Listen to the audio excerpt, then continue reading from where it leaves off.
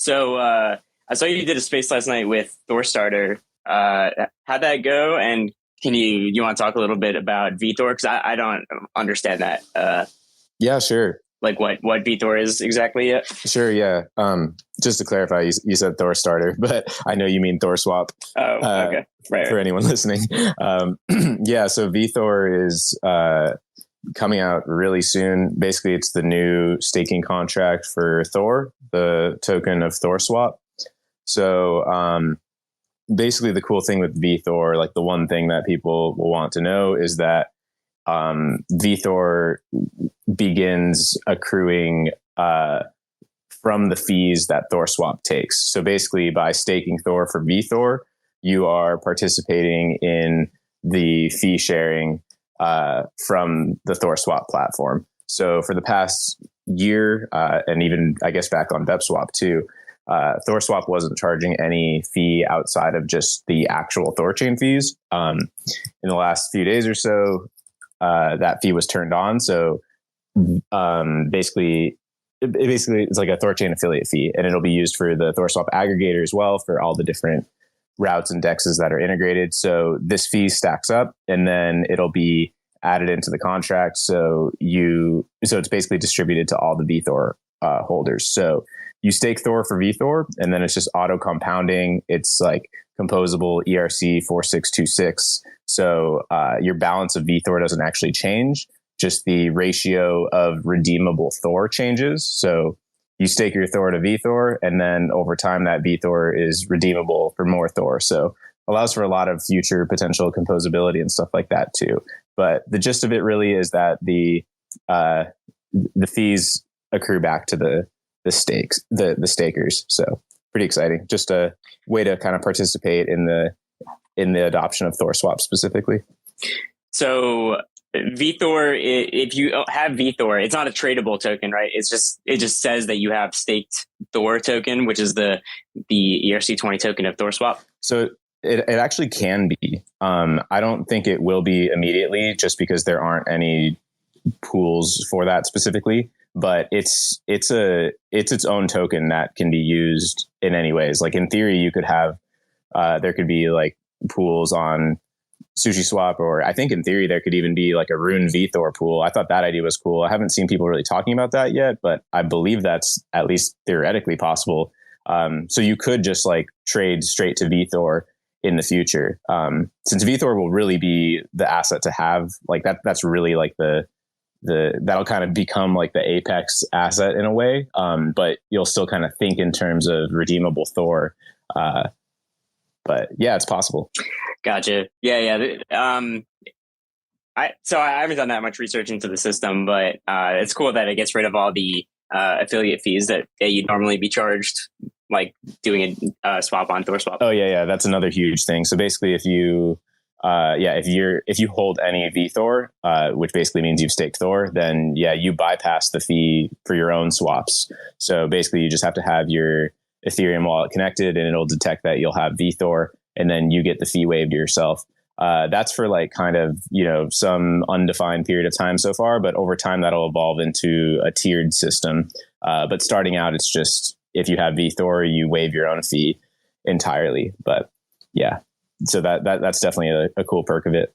And the another thing about it is like with it, now it's just like auto compounding, so very gas efficient, because you just hold this VThor, and the ratio just changes of VThor to Thor. So no need to worry about.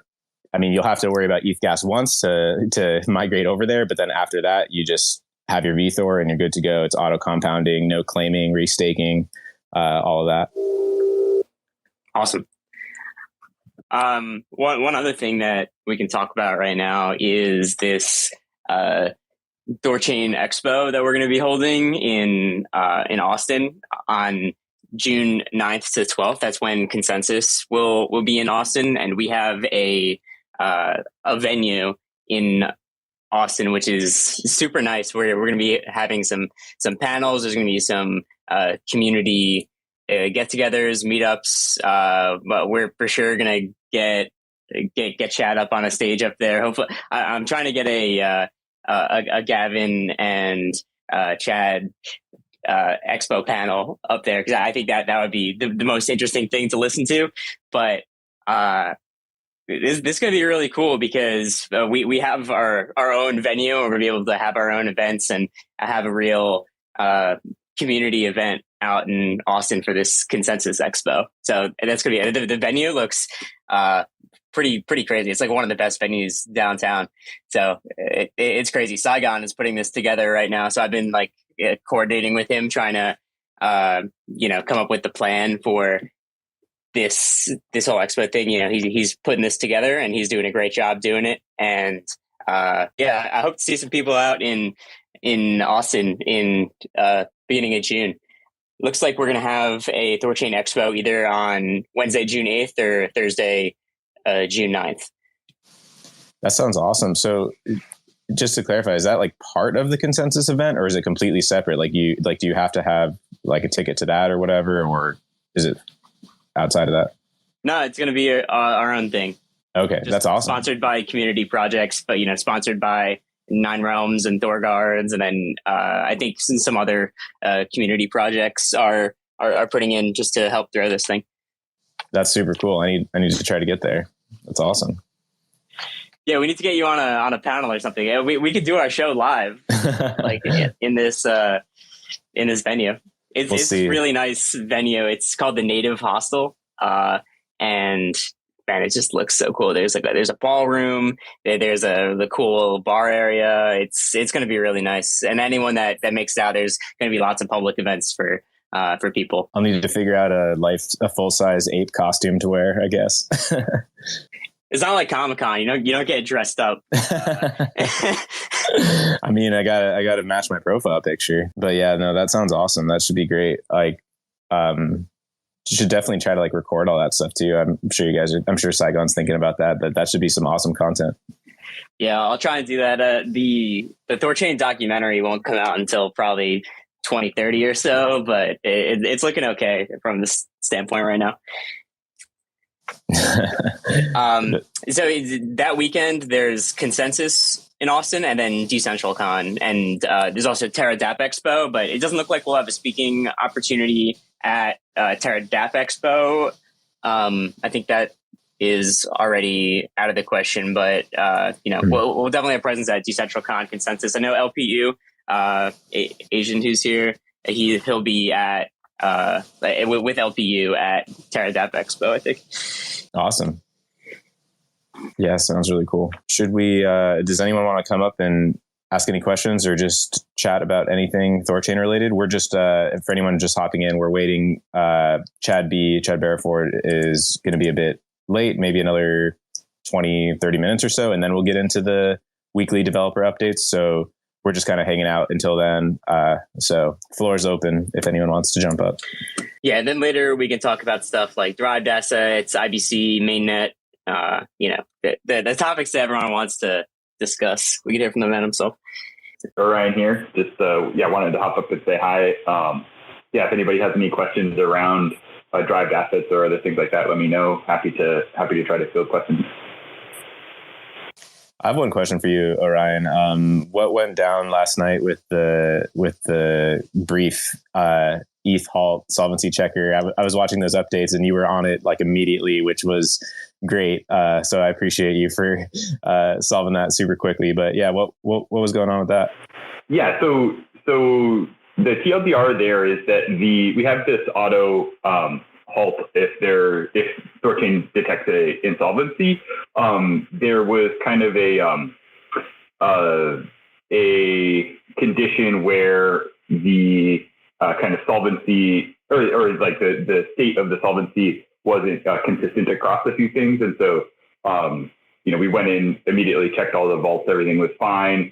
But the kind of sensitivity of the solvency checker is just a little high. So Heimdall raised a TR in order to fix an issue that we found, so that we can hopefully have fewer of those. But yeah, this is just kind of the current state of play right now, where we're kind of tuning the sensitivity of various things so that we can make sure that things always stay safe, and then kind of relaxing that as we learn more, and then surfacing new things that we want to adjust or fix So yeah, it was a false alarm entirely, and I think it fired again a few hours later with the same situation. So there's fixes already been implemented. We have the root cause, and we're just waiting to get that out in a subsequent PR. Awesome. Yeah, it's cool to see the security features in action.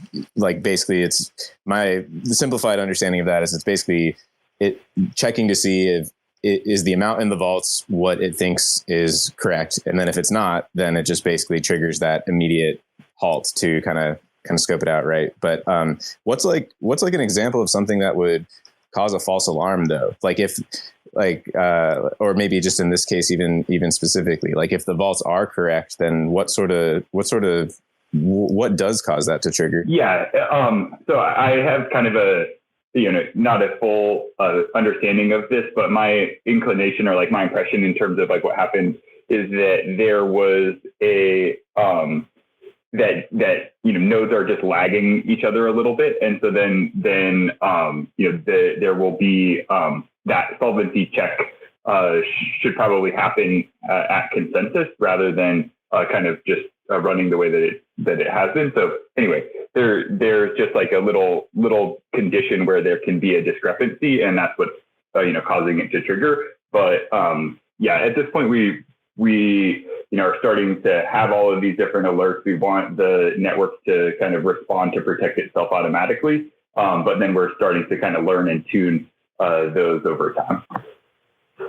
I'd also just say we're in this phase right now where we want to have more logic for the chain to protect itself, and biased towards kind of closing, going into kind of lockdown mode if there's anything that is out of the ordinary, and we realize that has an effect on user experience, but at the same time we want to be hypersensitive, and so we're just like we've turned on a lot of hypersensitive things, and then we're just saying like, okay, now like how do we relax these, how do we improve them to help improve the user experience, but having kind of this super defensive posture, and everything is super sensitive right now in terms of alerting, and so there's a lot of we're just going to see a lot of false alarms for a little while until we get a clearer picture on pieces. Yeah, totally makes sense. Better to lean on the cautious side for now, rather see false alarms than the other way around and miss something. So that's great to hear. Yeah. And I think this is another kind of phase or phase of growth for THORChain in a lot of respects, where, we really want to encourage, node operators and the broader community to, raise, weird behavior, halt chain. If you're a node operator and you think something's funky, halt the chain. That's way more important than, kind of crying wolf. And so, just getting the community kind of in tune with the fact that, THORChain is going to take a very defensive stance, on all of these things. And we want to kind of flex that muscle and like get the community used to the fact that, THORChain is going to protect itself and everybody's funds. And like, that's the priority, at this point. That's great. And, for everyone that's listening, I mean, that's what the development team's been focusing on for, the past few weeks, like since all the major feature releases, is really just, making sure everything's buttoned up, squashing any bugs that come into place, because stability and security are the biggest priorities for for the Nine Realms team and for the core team who's in charge of, making sure this project gets to where it needs to go. So, week by week, progress gets made, and then that builds upon the great base that we already have. And every week things just look better and better. There's always a new update every single week. So things are looking great. I would just add, one thing that I'm really excited for is that in 2 weeks we have a kind of THORChain security tooling sprint planned, where we're going to just run through kind of a big list of features that we want to implement. A lot of it has been implemented, but we want to just kind of consolidate everything, have better documentation around all of that. And just like have a focused week on that, so that we can all focus on that together. Great. Do you want to talk about derived assets a little bit? I have some questions about them. Yeah, sure. I'd love to. All right. So first off, what is the difference between a derived asset and a synthetic asset on THORChain? Yeah. So a synthetic asset is minted from like half native asset and half Rune. The primary use case for synths is for ARB. So they are a native asset to THORChain, so they can be traded very quickly, and then always redeemed for the underlying. The derived asset, in contrast, is minted from Rune, so there's no native asset component. And the use case there is in various THORify features like savings vaults, and as well as exporting into other ecosystems. So in the future, that will be via IBC or some other methods. And that's kind of the main difference, is that derived is minted from Rune, and a synth is backed by half native asset, half Rune. Is there a purpose behind that design? So why is it that half of it is backed by Rune on a synthetic asset versus 100% of it on a derived asset? Because isn't the derived asset is the exporting element? Like that's what's going to be going out through IBC. People are going to be using that in other ecosystems like Thor BTC, for example. So so why is it like that? So the reason why derived assets was introduced was because imagine we started exporting synths, and the synths are living in IBC land or whatever. Then we have a contraction in the liquidity pool. Then the liquidity pool can get kind of unbalanced in terms of the proportion of synths that make up that pool, and that can cause some issues for LPers. And so the idea is that because that's that harms LPers, we want to make sure that synths stay in THORChain, and continue to benefit the network, and then have their primary purpose around ARB. And so then the kind of concept of derived assets came in, where it's like, okay, well, here we have an asset that we can mint that doesn't harm LPers, has these other qualities that we like in terms of utilizing Rune, but then doesn't have that same risk profile to LPs. I guess the other side of it is that the maximum amount of synths that you could mint, set by the cap, or like relative proportion to the pool. On the derived asset side, you don't have that coupling with the amount of native necessarily. There's some kind of discussion around what should be the appropriate coupling there, but we can kind of relax that relative to synth. And my other question is, so we know that there's currently a parameter in the network, and it can be up to 33% of, the synthetic asset depth can be up to 33% of the pool depth. Right now, the maximum is set to be around 15%, because I don't think we've even, any asset has really hit their head on the ceiling of that yet, to make that necessary to raise. So what does it mean for the derived assets if they're both being minted through burning of Rune? Is there any correlation between the maximum depth that a synthetic asset can be and the maximum depth that a derived asset can be? Do you know? How we're going to go about that? Yeah. So maybe I can just reframe your question to make sure I'm following. So you're asking about the depth of or the amount of derived asset relative to the depth of the pool. Yeah, exactly. Because that's if like THORChain wants to be one of the biggest exporters of a synthetic Bitcoin, which we easily have the position that we have the ability to have Bitcoin that's actually backed in a decentralized way by real Bitcoin, right? We could be the primary exporter of that. So I'm curious about the pool depths, because if say we have how much is in the BTC vault? 50 million in Bitcoin right now, I believe, or is it 100 million in Bitcoin?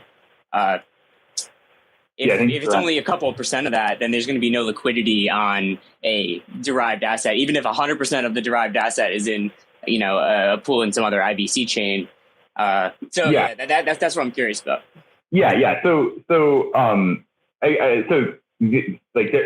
There is no like theoretical limit to the amount of derived asset. I think that there are certainly some economic security, just kind of decisions that we can raise to the community in terms of like what is an appropriate proportion, or if we want it to be uncapped.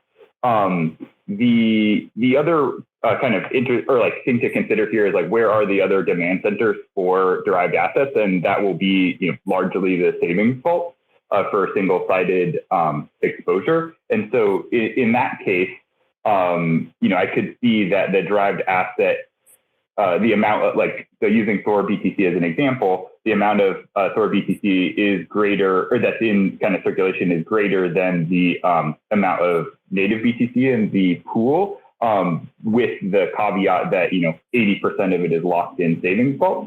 And the idea there is, if it's locked in savings vault, there's a kind of time delay in terms of how much of that can be withdrawn at any given point in time, so that then the network can kind of manage its liability in terms of the situation where people wanted to redeem it or kind of burn that derived asset for runes.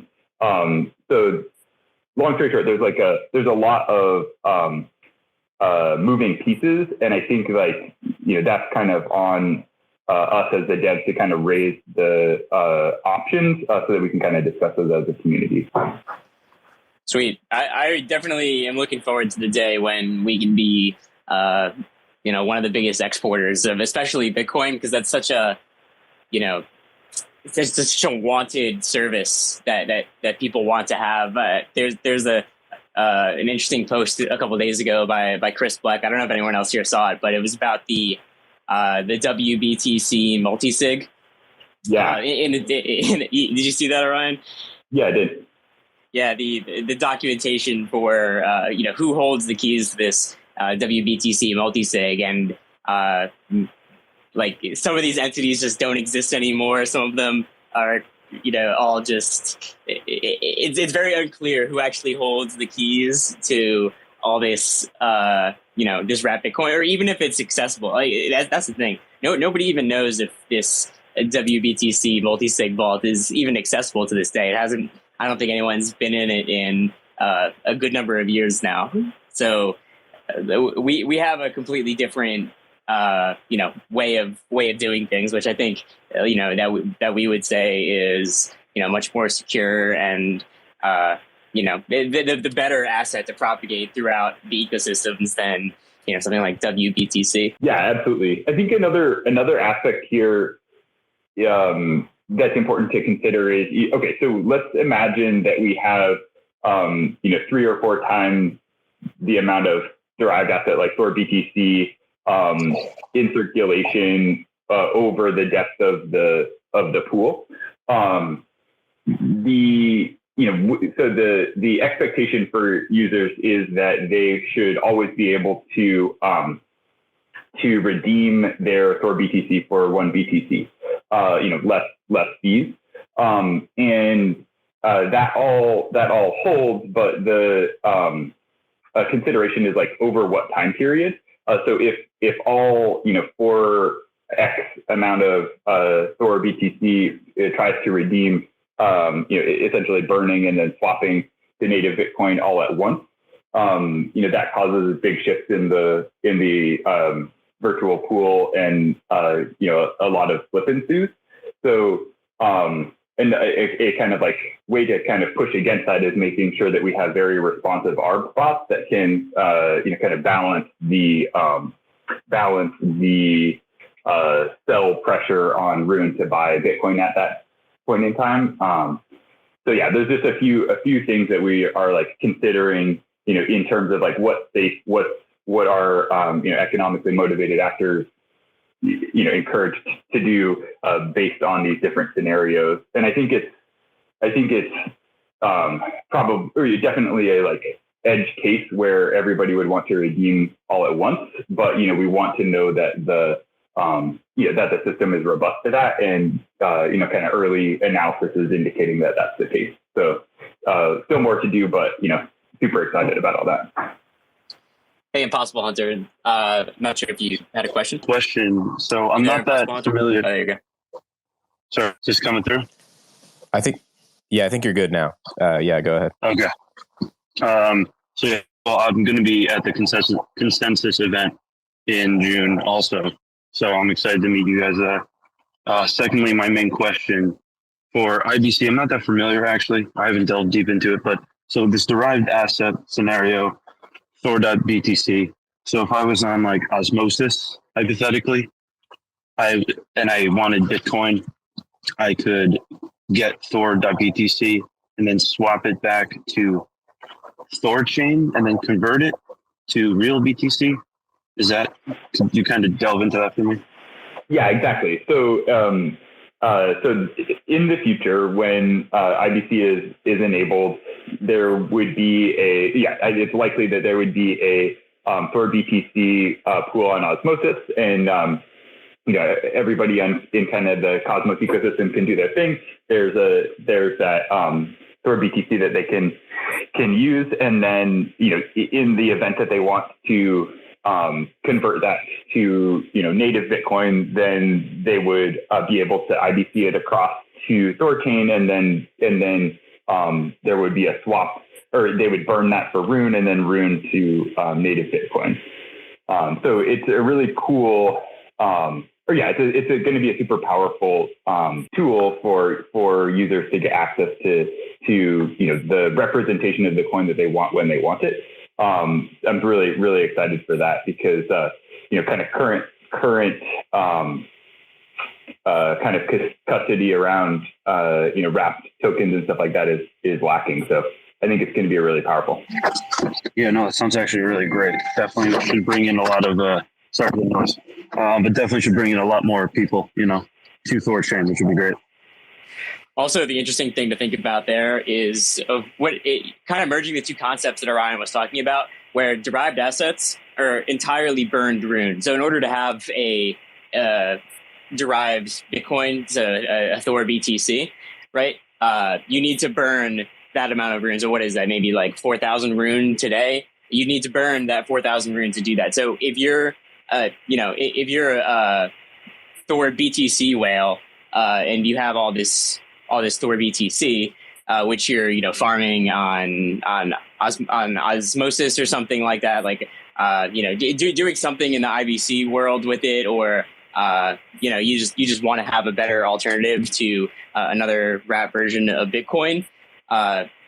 You can do that with the custody solution that you think works best for you, which we think is obviously THORChain, being that WBC is completely non-transparent and we don't even know if that Bitcoin is accessible or not. Not to flood WBTC, but we have a great solution for that, which burns Rune.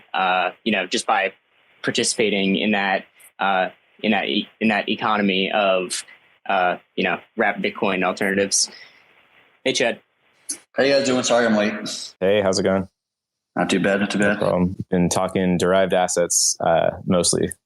Ooh, derived assets, one of my favorite topics. Yeah, it's an exciting one. We were just talking about all the potential Thor BTC to go out on IBC and all the Rune that needs to burn for that to happen. A question I had around that actually was, I know this idea was kind of floated or teased a little bit, but any thoughts on like the concept of the savings BTC kind of being like its own token as well? So you could have like the how do you phrase it? Like the yield bearing version of Thor BTC. Like, will that potentially be something that could be composable as well? Is that kind of the potential? Like, you think it's going to go that way? It certainly can. I think the intention at this point is just to get the thing working first. And so in V1, it may not be there, but in V2, trying to keep V1 very scoped and very narrowly scoped. And so to make sure we don't kind of like, get too far ahead of ourselves in some sense. And so by keeping it narrow, we can launch it earlier, spend more time testing it, that kind of stuff on a narrower feature set. So I don't think, at least at this point in time, that obviously could change, but at this point in time, I think it's probably not going to have that functionality in V1. But once we get all this stuff out and rolling and working and all that kind of stuff, we can talk about adding that as a second feature, whatever, further down the road. Yeah, that makes perfect sense. I'm fully in favor of that. Like, keep it. It's already going to be freaking wild, so keep it a little bit contained for the time being. But it's cool to know that like that's where we could be headed further into the future, and then you could have a yield bearing BTC in a pool on osmosis or something like that, like everything we were just talking about, but plus a like a yield bearing version, which just kind of amplifies the whole thing. Yeah, I think in order for that to be valuable, like that concept of a yield bearing BTC asset, coin, token, whatever, is that you need to be able to beam it to other locations to do things like osmosis is the example you just gave, but like being able to beam it to Ethereum, right? And so people can use, instead of using WBTC as an asset on Ethereum's DeFi like protocols, theoretically having yield bearing Thor BTC, but in order to do that, we need to build this like kind of being able to mint and burn native assets on remote chains. And so that's something that myself and other people at Core Devs have kind of been discussing or kind of brainstorming at different mechanisms of how that could be accomplished. Ethereum is actually some of the most complicated, to be fair, but we need to get that working with just like the Rune asset itself, for example. Just the Rune is more pervasive and more ecosystems and just becomes like a gateway drug to draw more people to buy and acquire Rune and become, THORchat in some sense. But being able to start with Rune as a kind of the first asset and then being able to expand to Thor BTC, yield bearing Thor BTC, like all of these other things is like, it becomes easy peasy at that point. Yeah, totally.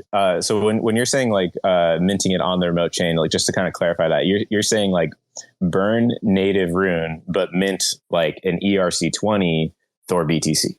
Right. So what ended up happening is, we still haven't ironed out how it's actually be structured, but theoretically, you take Thor BTC, you would burn it natively, and then you would mint Thor BTC as a CW20 or an ERC20 or an IBCS20 or something of this nature on some other chain. So the total supply of Thor BTC is the same. The supply doesn't increase or decrease. It just moves from chain A to chain B in a sense, right? And so it's still like one asset, but it has multiple homes in a manner of speaking. Yeah, I mean, it's really the perfect system for this multi-chain, like whether that's Thor USD going out, but like it's still kind of backed by real Rune, which is essentially kind of backed by all these real native assets. So it's like such a cool design for going out on other chains. So that'll be wild. Yeah. And it becomes like a huge multiplier of the demand for Thor BTC, the demand for yield bearing Thor BTC, the demand for Thor USD, like all of those assets. The demand comes right now. It's from the THORChain ecosystem, which is like, lending and savings, and like all these different products. But once you beam it to as just a general asset you can use on more or less any DeFi ecosystem in the greater space, well, then you just basically 1,000x the use cases for it, right? And so now it also means that you probably greatly increase the demand for that asset because now it can be used for many more purposes or many more applications. And so obviously inherently when you increase the demand for an asset, will burn more Rune and mint more Thor BTC or what have you.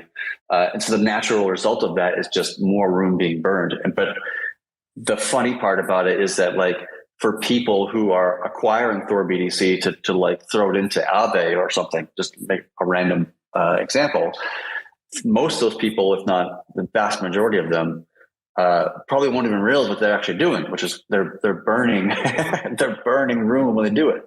So like they don't even know that they're contributing to the actual ecosystem of THORChain. They just think they're just acquiring an asset and using it within Aave or whatever.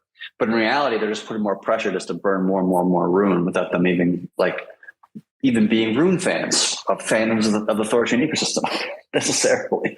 So that becomes like a really kind of funny thing of just like the amount of Rune that can be burned because of this reason is it's like befuddles my brain in a sense. It just becomes such a massive concept that I just can't even numerically represent it. Yeah, you just mentioning that, you just mentioning being able to use derived assets in another DeFi protocol like Aave, or like, something that, maybe someone's more familiar with another protocol, and then, they come across derived assets, and that gives them the ability to do what they want to do in DeFi land, but they could use, THORChain's DeFi assets on the platform that they like or that they're comfortable with. And, we could be of service to them that way.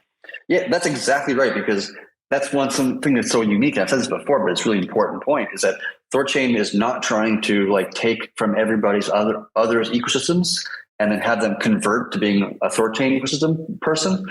It's instead, we're trying to empower other systems, whether it be Terra or Ethereum or, Avalanche or whatever it might be.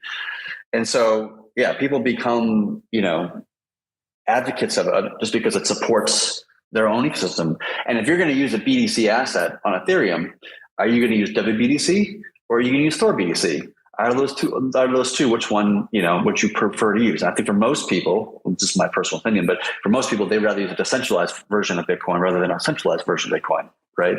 Like it just makes logical sense to me. Maybe they don't trust the algo aspect to THORBDC or the algo aspect to derived assets in general, which would also expand to like something like UST.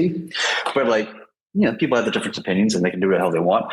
But the fact that we're offering a decentralized, actually legitimately 1-to-1 ratio decentralized Bitcoin asset on Ethereum that is not secured by a multi-sig by a handful of individuals, that I think is supremely valuable. And if you look at like WBDC, you look at RenBDC, you look at TBDC, all these things, like how many Bitcoin exists on those networks?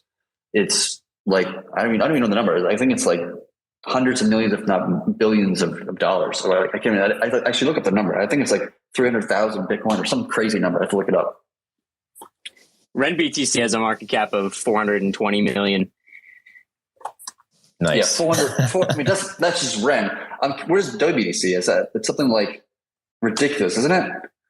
I remember it being like it was. I'm looking up right now, real quick, out of curiosity. Yeah, it's like $11 billion. Crazy. That's a lot of Rune. That's what 5 times as much Rune as an existence needs to burn. Yeah, it's crazy. I mean, RenBDC is at $500 million. WBDC is at 11 billion. TBDC is at some other number. I'll look it up real quick. TBDC is at, what is that? Coin market cap doesn't have the number for it, but like that's talking about like tens of billions of dollars worth of minted ERC20 BDC. And like if you give them an alternative that is not attached to a multi-sig or something I think people will go for it. Just my 2 cents. Yeah, on that thought, I think it would have a lot of parallels with the adoption of UST. In the early days, like it kind of needs to establish itself, become trustworthy. Like you need to know that 1 UST is worth $1 or 1 THORBTC is worth 1 BTC. But like as that kind of like establishes itself, then of course from the kind of like philosophical angle or whatever you'd say, like from the actual what makes sense to people, as long as you can trust it, like it's a way better product. Like, of course, people are going to be drawn towards the decentralized version as long as it is, reliable, which we obviously like think it will be, but like that kind of needs to establish itself and become like the norm. But then like sky's the limit for that. It's insane. Yeah, exactly. Can't wait for Thor 5 V2. Hold on, when V1 here. I actually wanted to talk about Thor 5 V3. I mean, like,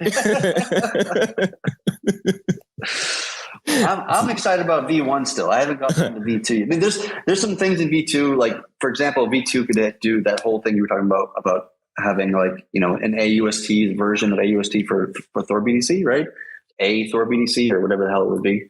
The other thing we talk about, which for V2, which is I think is very exciting, is the idea that you can opt into getting a fixed rate interest on your Thor savings position.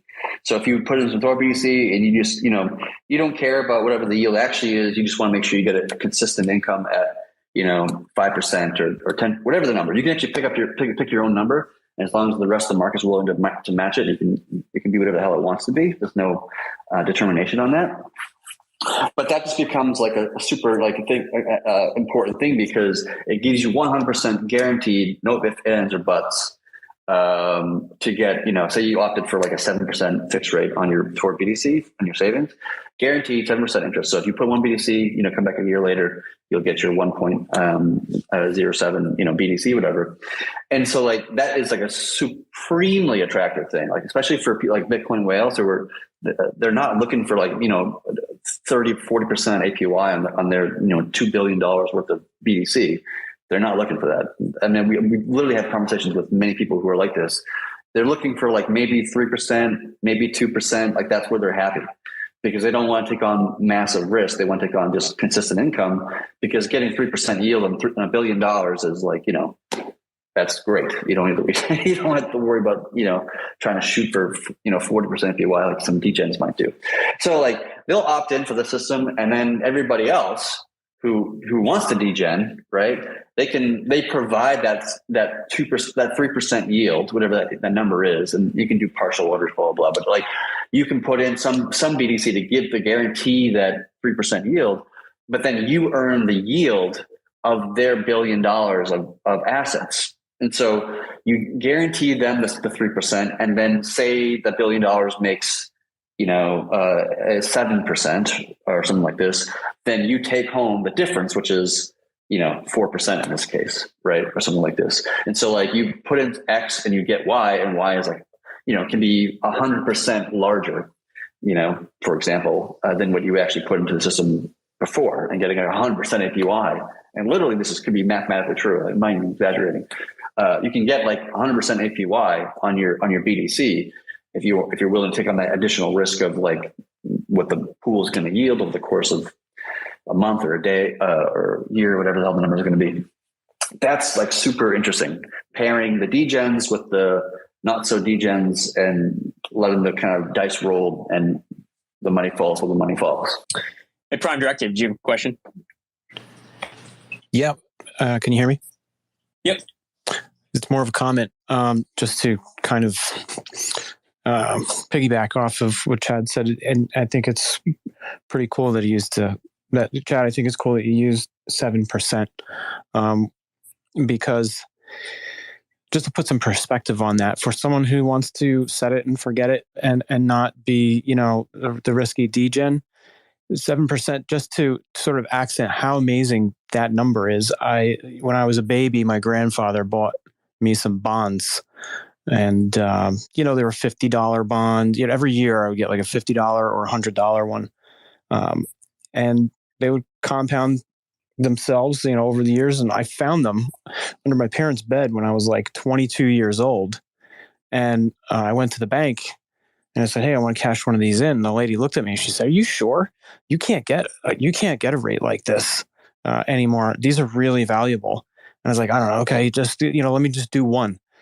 $50 bond, they handed to me like $700 cash. Like, to me, that was a huge deal then. But something like that's guaranteed, fixed at 7%, that is really a huge deal. And it's going to be a huge deal for a lot of people who are not like me, who just throw insane money, high risk, high rewards. That I just wanted to accent what you said there, because it's serious. I'm complete. Well, so just to give some context, to be fair, like the 7% or 3% numbers, I'm just making up numbers right now, but the actual percentage that you can get fixed rate is just depending upon free market decisions, right? Like it's not the network determining this. It's not me determining this. It's not anybody, particularly in the world, determining, but rather it's the free market in general kind of opting in, right? So on the one hand, you have somebody who says, if I want to get fixed rate, if I want to get 50% fixed rate, like nobody's going to match that because that's a ludicrously high number. No degen's going to take that on. That's just, you would lose boatloads of money if you were to do that, right, as a degen. But if you said like, oh, I want 1%, like everybody and their mother is going to pile a fuck into that situation because that is like a no-brainer. I have to give this guy 1% and I'll get the yield of his capital, which will be probably, something much higher, right? Order of magnitude 3x larger, 4x larger, give me a 400% yield. I'm just like, I'll ape into that. So on the low end, like degens will feast, and on the high end, the fixed rate people, the kind of conservative individuals, so to speak, will feast, right? And so, but they're not going to allow each other. They're not going to feed on each other per se. In that sense of like, no one's going to take 1%, and nobody's going to give 1%, and nobody's going to supply 50%. That just, So at some level, you have to create like conceptually what an order book is, right? Where you have kind of matching people with people and saying, like, okay, these people want to get this. These people are willing to give that, and so let's put them in a room and kind of match them up and blah, blah, blah, and like all that kind of stuff. So the free market will end up determining what the appropriate fixed rate interest is for BDC, for F, for Luna, for whatever asset we're talking about. And so I don't know what that number is going to be, but the market will determine it naturally on its own. And whatever it is, arguably the correct amount. Awesome. Thank you. Also on this bond point, it's kind of funny, but like, we're talking about Bitcoin here. Like we're talking about a fixed supply, like arguably deflating in a way, like this futuristic asset that is only there. Like there's only so much of it ever for all time, potentially like could be the reserve currency of like the world versus the dollar with like a fixed rate bond or whatever that is, can be printed at will by the government. So it's just kind of funny just to put it into perspective of like, just how mind blowing that really is. Like even Bitcoin at 0% is already looking pretty good compared to a bond on fiat. So any fixed rate yield on Bitcoin is kind of just like absolutely mind shattering. And I'm going to have to come back and listen to this to understand the fixed rate dynamic. But so like if you were taking a higher, like the more degen side, like what additional risk are you actually taking on? Or is it just being balanced by like the people that prefer to just lock in a lower yield because they might have less trust or belief in the system or something, or like what's going on? So say I'm a conservative person and I just want to earn like a lower percentage of the yield, right? And Chad, you're like a degen, right?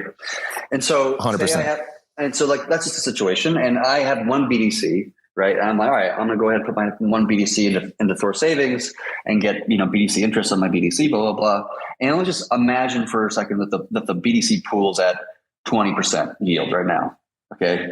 All right. So theoretically speaking, let's imagine that I'm making 20%. The pool's making 20%, and the amount of BDC that has been locked up is equal to the amount of collateral that's been added to the pool, blah, blah, blah. Therefore, I'm earning a 20% yield, right?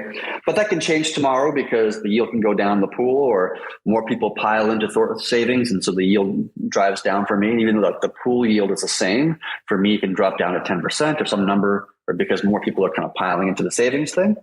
And so I want to say, like, well, I want to make sure I have guaranteed income. I don't care if it's smaller because I'm willing to take that kind of less risk, but more secure income. So I'm going to say that I will do, 10% fixed rate. Right. So Chad THOReau comes over and he says, oh, that's kind of interesting. So if I provide, 0.1 BDC, that 10% yield that Chad's going to, would be requiring to earn, I'm going to provide that 10% and lock it up into the network so that guarantees Chad will get 1.1 BDC at the end of the year. And then whatever yield my capital makes within that time span of that year, Chad THOReau gets it, right? So if it stays consistent at 20%, let's just say, then you basically doubled your money. You put in 0.1 and you actually get out 0.2 at the end of the thing, right? At the end of the year. So you just got 100% yield on your BDC. That sounds pretty fucking amazing, right? Let's imagine the other scenario happens where the pool yield drops from 20% and it goes down to 10%. Well, then you basically break even, right? I get my 10%. You made 0% yield in that course of that year. Okay, you broke even. I made my 10%. I'm all happy. Now let's find out even worse. Let's say it drops down to like 5% yield for the pool, right? For the savings, whatever. So now I get my 5%, but you get, instead of getting back your 0.1 you put in, you get 0.05 back. So you lose half of your position. So you lost 50% in that scenario, right? So as a degen, you're taking on more risk, but you're also taking on more reward, right? And so you're just kind of making a determination of like, well, how much reward risk am I willing to take? Is 10%, am I willing to go as high as 10%? Okay, what if I took, 5%? Okay, that's significantly less, significantly less risk involved for you as a degen, because even if the pool drops down to 5%, you still break even. I still get my 10%, the 5% that I wanted, and you didn't, take as much risk on, and you didn't take any losses, and you only provided half the capital you did before, right?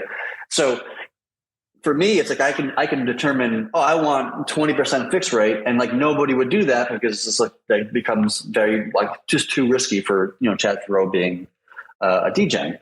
But if I said 5%, I think Chad THOReau might be really interested in that, because right now the yield is like 3x that, right? So he's like, all right, that's probably a good amount of risk involved there, but not too much risk. It kind of fits my portfolio risk profile that I want to have. And you kind of, make that kind of gamble in a sense, right? Where you're predicting how the pool, the yield will happen for the savers over the course of a year or a month or, a week. It doesn't matter what the period of time is per se.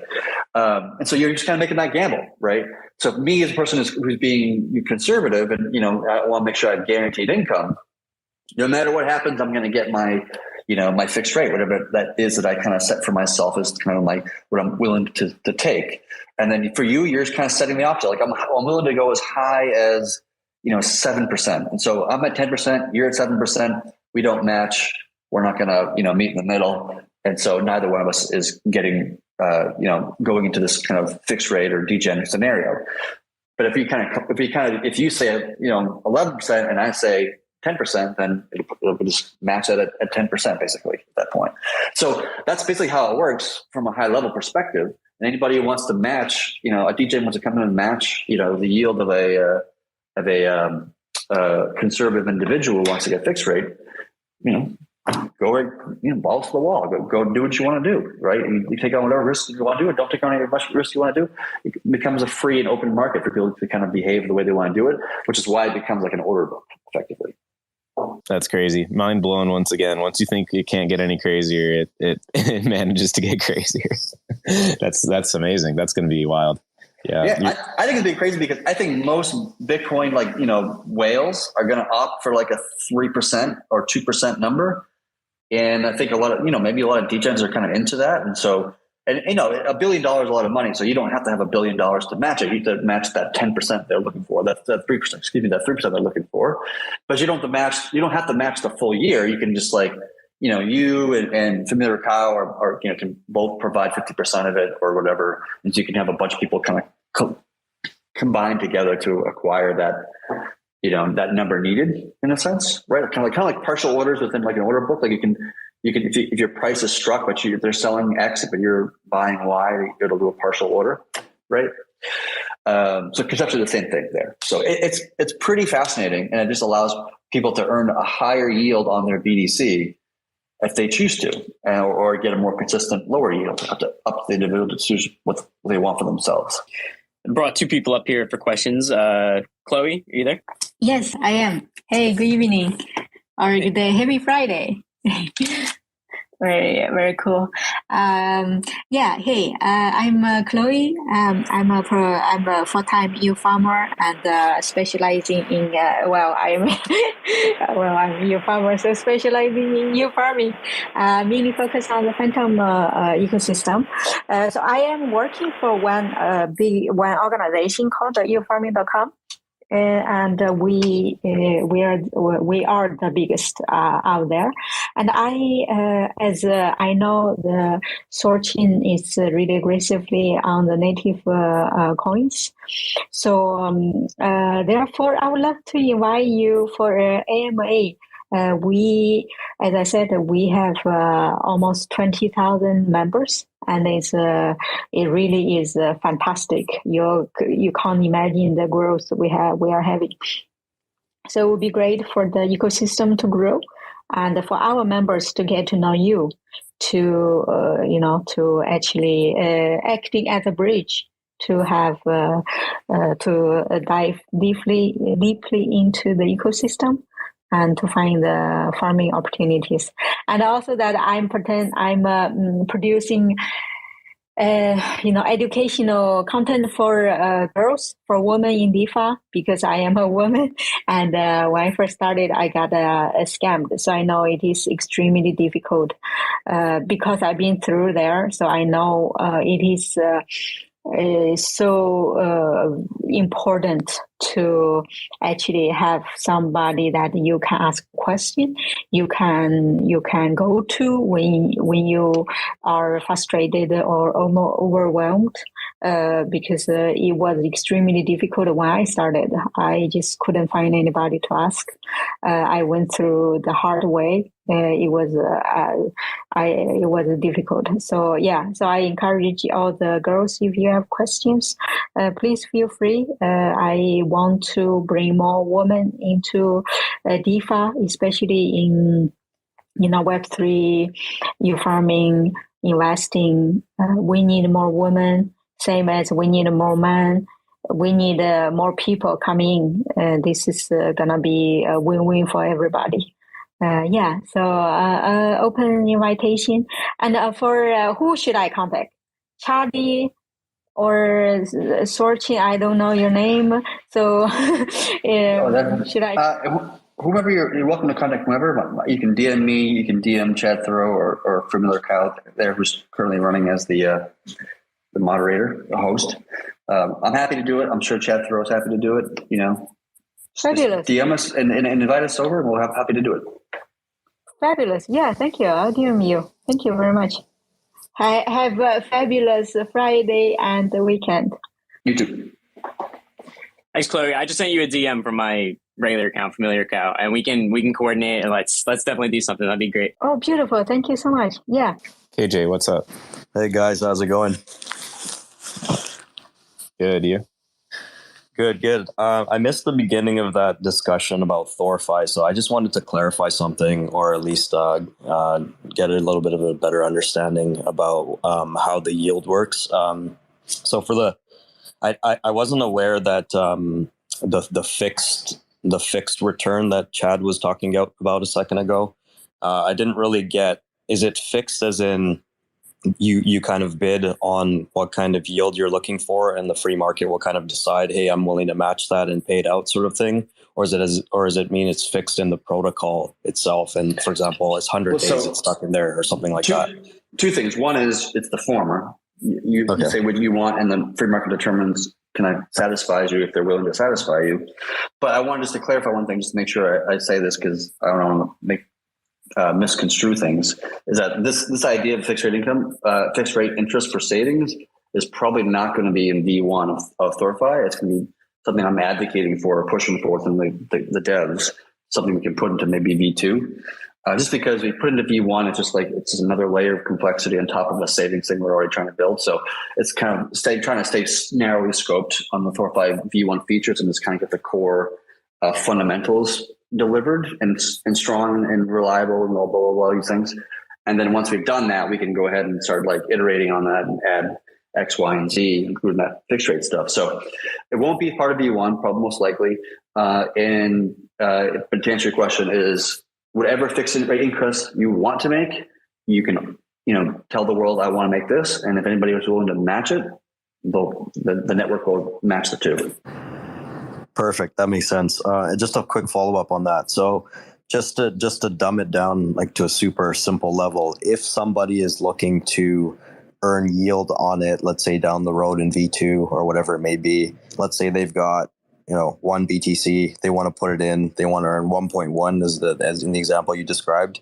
Would that 1.1, would it be released to them after a certain period of time down the road, or do they get paid that yield kind of on whatever time scale, the protocol, however it works, and then they can take that out, for example, to live for living expenses, things like this? Or is it kind of like at the end of it, you get the entire thing back? To be honest, actually, you could do it 3 different ways. You could do it. The first way is you get the whole that 0.1 back to you at the end of the year. That's the first way you could structure this thing.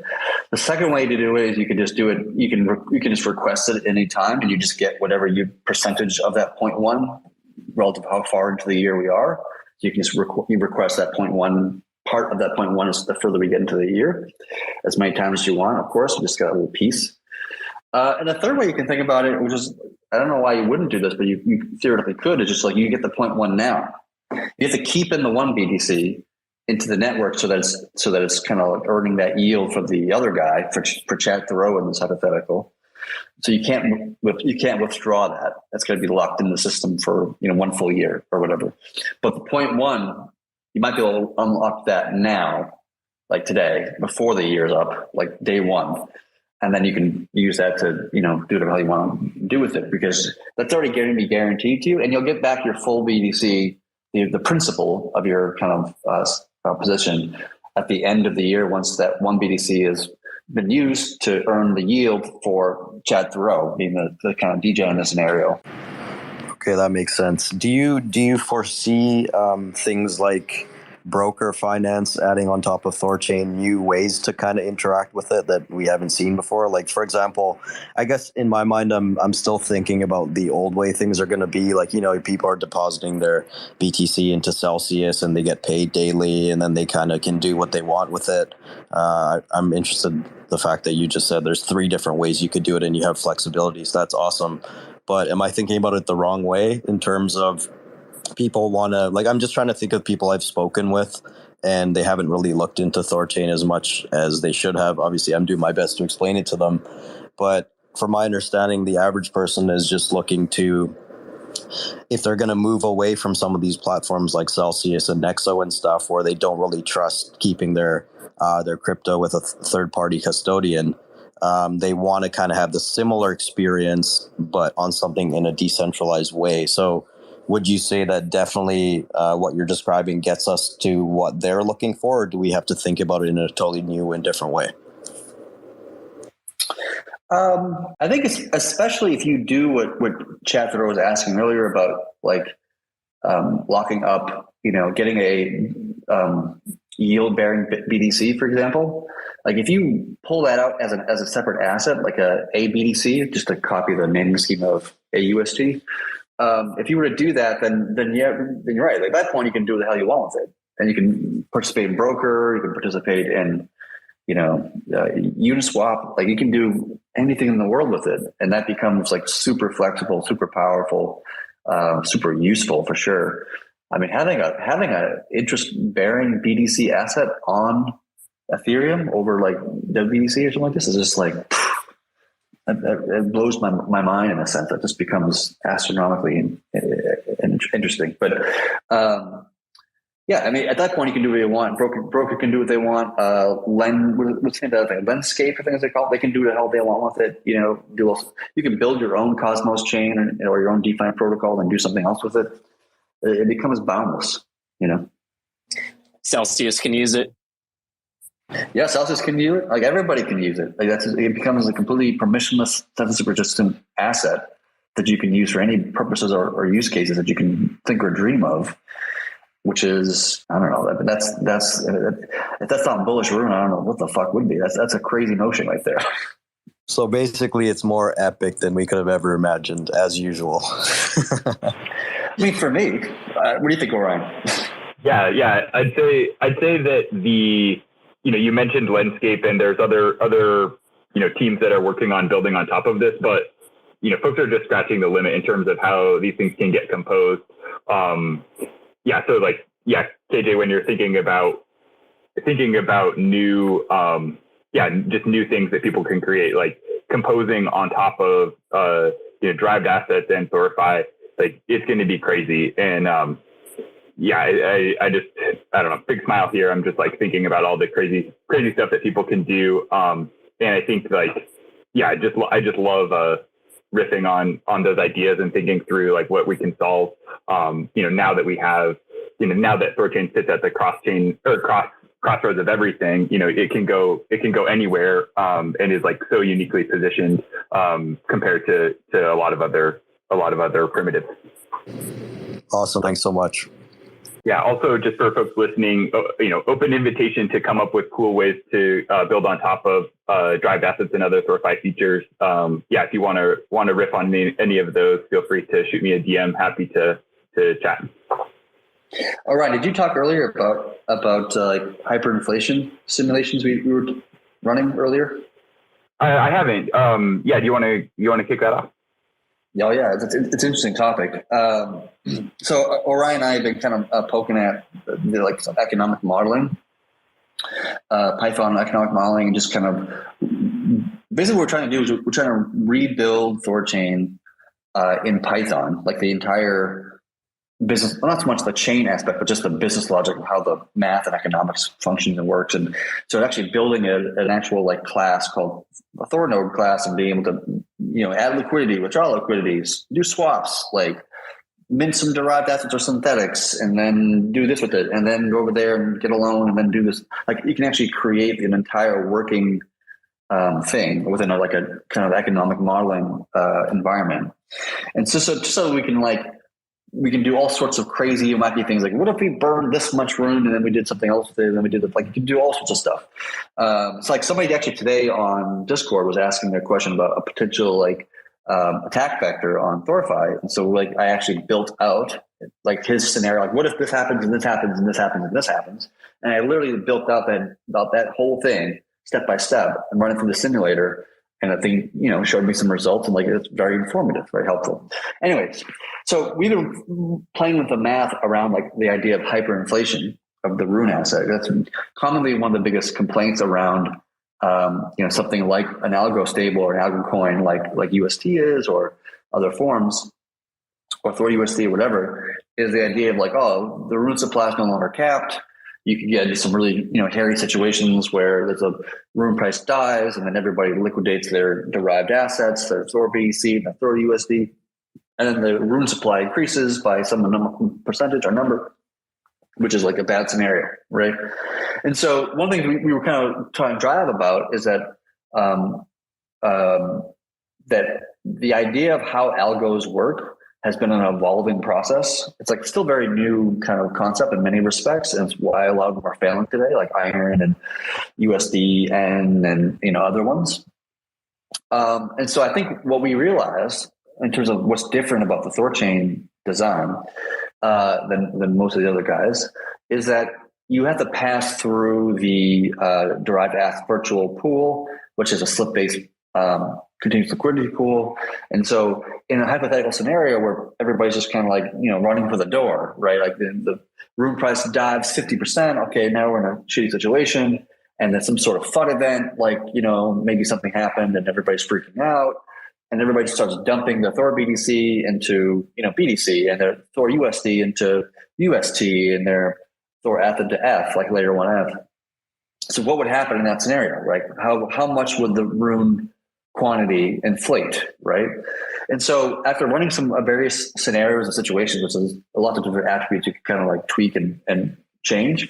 But what we've realized is that depending upon how fast and hard the bank run is, the better it is for the network, right? So if there's some massive FUD event, everybody's dumping like crazy, mass exodus for the exit sign, blah, blah, blah. It's actually a beneficial thing for the network in that scenario, in the context of the amount of rune that inflates, right? It's actually from our numbers, if the rune price dives by 80% and everybody leaves for the exit at that point in time, it's still not inflationary, meaning that the amount of rune burnt to enter the system is not less than the amount of rune that was minted to get out. And that's because everybody's pushing the price and causing the derived asset pool to become much more shallow because of the huge volume that's being passed through it. And by doing so, the fees increase, right? All the fees, increase higher and higher and higher the more people are running and exiting for the door.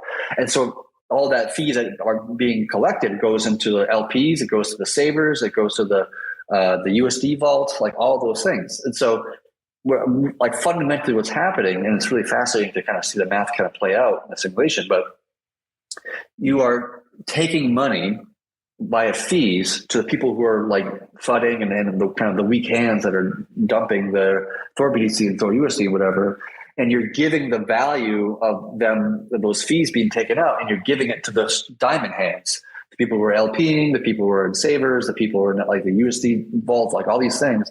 And so you're redistributing value from the fudders, and you're giving it to like the diamond hand people within the network, right? And so you're giving the fudders a stick, right? And you're giving a carrot to the people who are staying by and not running for the door, right?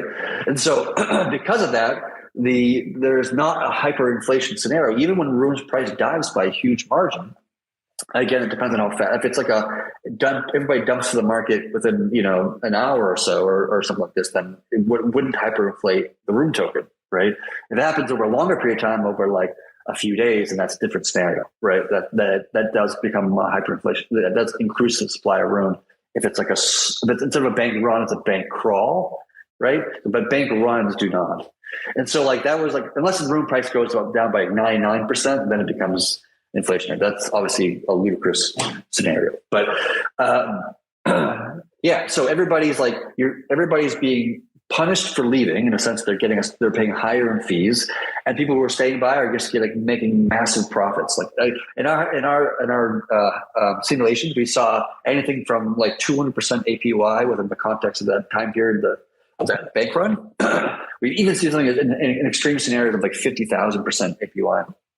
In crazy, like hyper crazy scenarios, which would never actually happen in reality, to be honest with you, but just kind of playing with the math and taking it to crazy extremes just to see what would happen, right? Things that you would never actually see in reality, but just to understand how the math actually works, it helps to take it to crazy extremes. So that mechanism is a way of like curving a quote unquote death spiral, or curving a quote unquote bank run. Is people that are staying by the network, and people who are not dumping are just making massive yield, right? And so those people are probably going to stick around, possibly because they're making a massive yield on their assets, right? Yeah, it's really fascinating. Orion, anything to add on that? Yeah, I'd just say that the part about it that I'm really excited about is that it's just encouraging people to just like be patient. So to clarify, as the volume of people exiting increases, the virtual pool depths get shallower, which then means that the more volume you shove through the pool, the higher the flip is. And so you can still get your 1-for-1 less fees, but if you try to do that with a large volume, you end up paying more fees. So that's kind of the reinforcing of like being patient.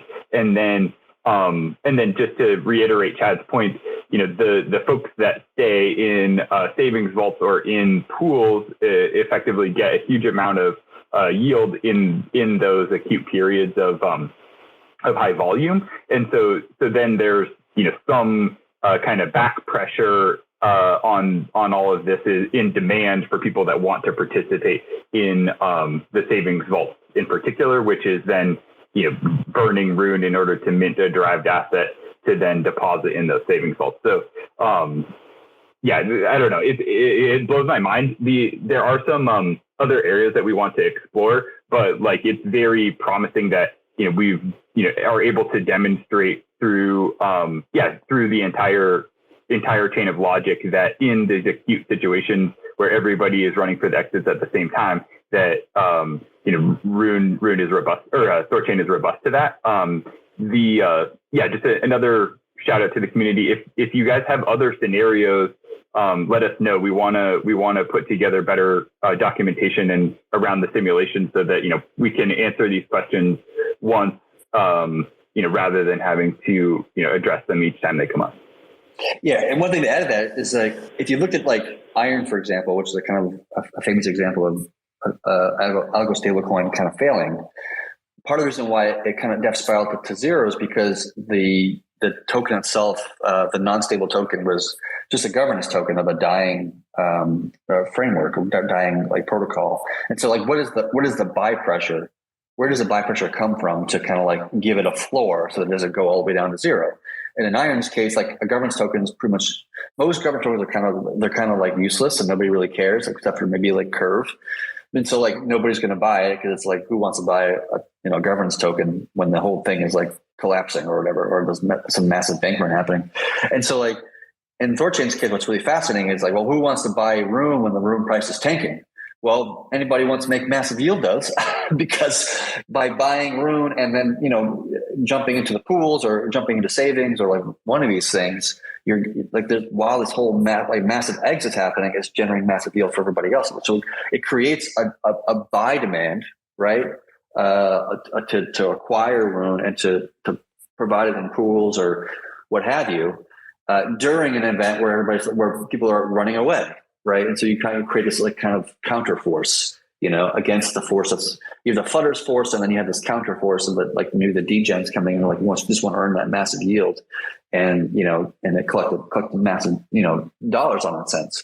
And so like having a system in place where even when there's like a death spiral or a bank run or however you want to call it, creating a reason why people would want to buy that token even in that circumstance is pretty incredible. And I think it becomes very, very strong way to protect the network as a whole and the protocol as a whole. Really exciting. By the way, I think this would make like the best video of all time if you guys were to like kind of run the simulator with like the most popular FUD unraveling scenarios that anyone can come up with and kind of like talk it through and explain it. Would be incredible. Cause these questions are going to come up like crazy. So it would be really cool to have like clear responses to these scenarios and stuff. Yeah. Orion and I actually were talking about building a dashboard. Cause once we have the simulator built up, we can feed it the state of the current network of mainnet, like all the pools, how many LPs there are, how many derived assets there are, like all that data, just like pull it in. And then like populate our simulation with all that same numbers and data, and then like bank run the simulator and like see what the end result is. And so like we can have like, we can actually build a live dashboard, which maybe we'll do this, maybe we won't, I'm not really sure, but like it's kind of fascinating to me. Build a live dashboard you can go to at any given time. You have to take real data from the current mainnet, whatever, and then like show you what would happen. And I think if we did that, it would just be a very positive thing. People at least alleviate some of the concerns of like, oh, hyperinflation scenario, Yeah, we were joking that it would be called the Doom Dash, and you like look at it and it's like, oh, there, nothing goes wrong. But yeah, I think that would be really great, and also like more to that, just making it easier for everybody to participate in testing out the economic model. Cool. We have 2 people up on stage. Dan, what's up, Dan? Hey, everyone. That was a super interesting conversation just around like the bank run scenario, because I think that's kind of one of the most interesting things of THORFi. It obviously runs, around this algo stable. So that was a pretty interesting discussion. And I was just kind of curious around the actual mechanisms at play that kind of slow down or I guess increase the slip based fee when you are redeeming your Thor USD in that bank run scenario. So how do the virtual dEPs work? So if they are they like consistently 2 times the is the virtual pool for Rune USD always 2 times the Bitcoin pool, or is that where it starts and then it kind of just changes based on supply and demand, or how does that dynamic kind of shape up? Yeah, so we've kind of like modded this design a couple times since the original doc was released. But basically how it's designed now is that take Thor USD, for example, and there's like 5 different pools. There's like DAI, USDC, UST, like whatever. And so you sum the amount of rune of all of the anchor pools for a given asset. In Thor USD cases, it's those 5 pools. For Thor BDC, it's just a BDC pool. So that becomes your starting point, right? Like, and you have the correct number of rune, and then you figure out what the correct number of assets are mathematically by taking the median of the anchor pool or anchor pools. And so then you have like your starting point, and then the network kind of tracks like how much trade volume went through the anchor pools in the last like 300 blocks, for example, or like basically 30 minutes. And so it says, okay, the maximum where, we'll probably go is like, a 50% change of like enough trade volume to push the price 15% in the last 30 minutes. And these 30 minutes and 15%, these are all like memory controlled. So we can configure them and change them later if we want to. But they could be 50%, 20%, 5%, like who knows? We'll can do some more math. I think my math right now shows 15% is the most effective or efficient, but we might change it later. But anyways, so say the pool, gets, say it's 15% and the pool gets, 5% of movement through like the anchors to cause a 5% change in the pool price. Then basically it would be draw down like one third. So it'd be 1/3 of that sum of that rune of all those anchor pools divided by, times 0.67, blah, blah, blah, whatever. And that becomes the depth of the pool, right? Now I did some analysis on like the complete history of all the pools to figure out like if we'd implemented this derived as a thing since the very beginning, like how deep would the pools be at any given time? Like how often would it, go down like really low? Like there's a minimum cap of like 1% of the depth. So if it's like, 100 rune in all the anchor pools combined, then 1% would be just 1 rune, blah, blah, blah. So I did the math of it out, and I actually generated some graphs and I shared it with Orion and others in the team. And so if we set it to like 15%, like that would never be a number that'd be all that problematic. It's very extremely, extremely rare. The only time it actually went higher than like 20% in the complete history of the chain was Ethereum actually went to 80% within 30 minutes, just because of the exploits that we had, where the price was all incorrect and blah, blah, blah, and all that shit happened. But that's the only time that I've ever actually seen that in reality of the last year of economic data. So 15% sounds like a good number to me. We can tweak it if we find that it's too sensitive or not sensitive enough. So the more trade volume goes to the anchor pools, it reduces the virtual pool depth to be as low as 1% if you get these really extreme scenarios. And an extreme scenario would definitely be like a bank run where people are passing, 10x of the value of the pools through, being burnt into their layer 1 counterparts. That make sense, Dan? Yeah, that does make sense. And so that's kind of, I guess that's the mechanism at play. That's kind of, so I guess there's like a 30-minute window then where that if everyone was redeeming Rune USD, that's why the slip-based fee would increase so greatly, is because it's using that trailing 30-minute data. Is that right? Yeah, it's using that trailing 30-minute data. So like, every block kind of reduces the block, removes block from 300 blocks ago, adds the block that's currently going on. And so it's like a rolling 300 block kind of calculation. And so like if you had like some money and you want to look at it, your Thor USD, but the pool is at like very, very, shallow, then you can just say to yourself, okay, I'll just wait until, the pool the dust kind of settles and it's not so crazy right now. And the pool depth goes back to what it typically is. And so like, just by doing that, like you kind of cause people to kind of chill out, right? Because most times in FUD scenarios, it's just like a panic. It's just not even just like objective thinking or rationality, or many times like that whole everybody thought MIM was going to depeg because of the whole thing with OX Sifu and Wonderland and like all this kind of stuff. And it was really just like an irrational thinking and just people just kind of hating on OX Sifu, which you can argue is credible or not. But like just by causing people to just kind of slow down and just kind of veg out and cool down, like you won't have that mass exodus. It just was extremely less likely to occur, to be fair, right? So that's the thinking behind it is getting people to kind of like getting to people to veg out and chill. And if you want to panic and exit now, you can go ahead and do so and just pay higher fees.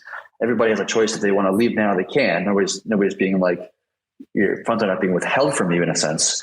But this network in general has always designed it to be moving money from the inpatient to the patient. That's true in swaps today from the very, very beginning. That's how money moves into general markets in the general world. And we've kind of employed that thinking within the design of THORChain from the ground up, right? And we're kind of employing that thinking here too, within the context of, burning derived assets. If you're willing to wait and be patient, you can keep more of your money. If you're willing to be panicky and make a massive trade right now, then you can do that, but you'll pay more in fees, right? And so that's the same thing with swaps. Awesome. Yeah, I appreciate the answer there. It's cool to see that there's kind of like this inbuilt, system that requires you to be patient. And that's a great point about MIM as well, because I agree. That was just kind of like a spur of the moment panic that really ended up triggering that. So thanks for the answer. That's really great. It's really cool to hear that the algo stable is kind of developing in that direction. And most bank runs or whatever, it's like they're generally done within a few hours, right? Like most cases and scenarios, like you don't see bank runs that happen for a week or something like this. I can't think of an example off the top of my head. Maybe somebody in the audience does, but most of the time people are just freaking out. Everybody's panicking. Everybody's tweeting about it. Like there's a whole, thing happening. But you wait, 12 hours, something like this, maybe even 24 hours, and like everybody's just chilled out by then. It's not even a big deal anymore. AK coefficient.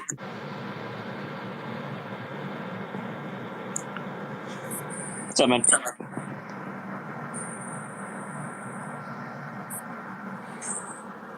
I can hear familiar cow in K coefficients. Yeah. Oh, okay. I got you. I couldn't hear you guys for a minute. You're good now. Hey guys, hey Chad, I was just wondering if you all had considered partnering or hiring Gauntlet for an economic audit for Thor 5 V1, V2, etc. Sounds like you guys are already doing, like Monte Carlo simulations already. I'm happy to take this one. Yeah, go ahead, Orion. Yeah, so I've met with Gauntlet. Can you guys hear me all right? Yeah. Yeah, so thanks for raising that, because that was exactly where my head went a while ago as well. How can we get Gauntlet involved in, or just more, just more gigabrains kind of thinking about THORFi and helping us to understand the kind of surface area and potential risks. And so, long story short, I've been chatting with Gauntlet. They have a huge backlog, and they don't do token or like economic design. They work more on, or like currently they work more on, helping monitor the economic systems of existing implementations. So kind of from that conversation, I also have been talking with the block science folks, and that really they're also at capacity. So that kind of spurred the decision to start laying the foundation for our, doing some of the economic modeling ourselves. And where we're at this point is we are leveraging CAD, which is a modeling framework that block science open sources and or develops, and so that we can put the THORChain and THORFi economic system in that context, and then be able to test it in a framework that they're familiar with, and then working with them as advisors to help us just gut check the system that we put in place. So long story short, we would love to engage with any and all folks that want to help with the simulation and understanding of the system. Everybody that we've talked to is just thrashed, and so we just want to start getting the ball rolling, and then they can hop on when they're not as busy. Excellent, thank you. Thanks for the rundown. I'm glad to hear it. Yeah, I was the same pace that Orion said in terms of getting comment in there and others, but I think Gauntlet has changed since the last time. Like we used Gauntlet in the earlier days of THORChain to validate like the swap model and slip-based fees and all this kind of stuff. And at that time, they were just like a different company, and like they were doing like economic evaluations per hire more or less. But today they kind of shift away from that, and they really do more like an ongoing relationship where they constantly monitor the network and look for the current conditions and set up maybe monitoring and this kind of things to help people understand. Like, and I think for at least my personal opinion is that I don't really see a whole lot of value in that personally. I just didn't want to see that from a business perspective, like from a treasury perspective. We want to know whether or not the economic model works or not, and it doesn't really quite matter what happens in the future. We already kind of determining it now.